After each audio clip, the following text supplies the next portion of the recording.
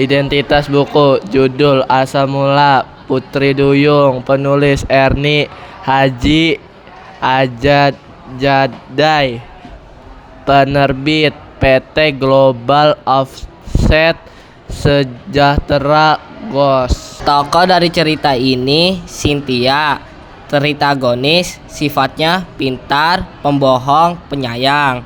2. Yanti, tritagonis, sifatnya baik karena ingin bergantian menggendong Yundo dan juga pembohong. Ketiga, istri, protagonis, sifatnya baik karena memberikan anak-anaknya ikan dan penyayang. Keempat, suami, antagonis, sifatnya pemarah dan serakah.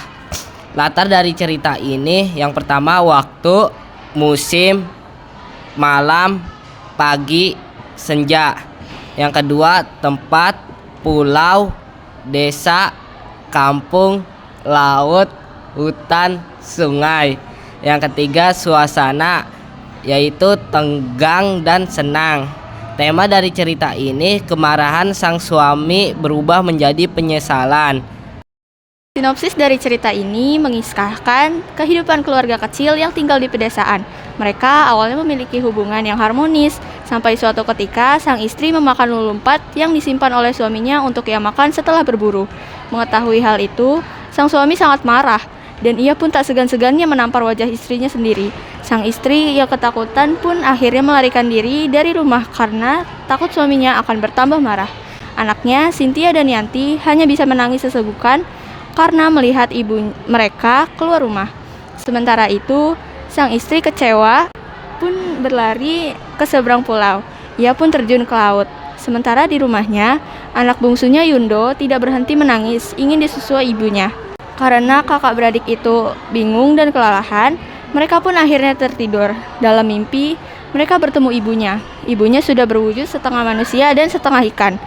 Dan dalam mimpi itu, ibunya berpesan, Cynthia, Yanti, kalau adikmu Yundo minta disusui, bawalah ia ke pantai ujung timur kampung ini. Bawalah ampas kelapa dan hamburkan di setiap jalan yang kalian lalui, agar kalian tak tersesat bila pulang. Jika kalian sudah tiba di pantai, nyanyikanlah syair ini. Ibu, anakmu Yundo minta disusui. Datanglah wahai ibu tersayang. Ibu pasti akan datang di tepi pantai. Namun, satu hal yang perlu kalian ingat, jangan sampai ayah kalian mengetahui itu. Keesokan paginya, Yanti menceritakan perihal mimpinya kepada Cynthia.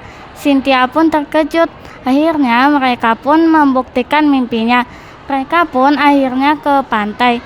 Tak lupa ampas kelapanya yang dibawa dihamburkan sedikit demi sedikit. Akhirnya mereka sampai dan Cynthia langsung menyanyikan syairnya. Tak lama kemudian, tampaklah separuh tubuh wanita itu.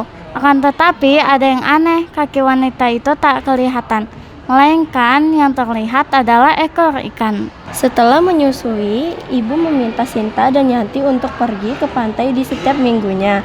Lalu, ibunya selalu membawakan ikan yang banyak dan segar. Setelah beberapa minggu, sang ayah mengikuti Sinta dan Yanti karena rasa penasarannya. Ia penasaran karena melihat anaknya selalu membawa banyak ikan.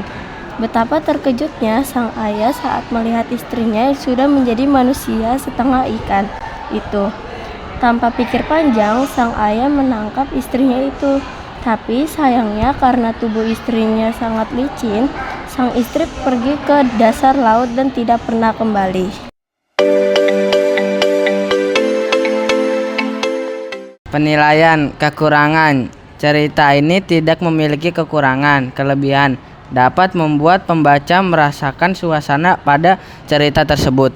Sekian dari penjelasan karya fiksi kelompok 2. Wassalamualaikum warahmatullahi wabarakatuh.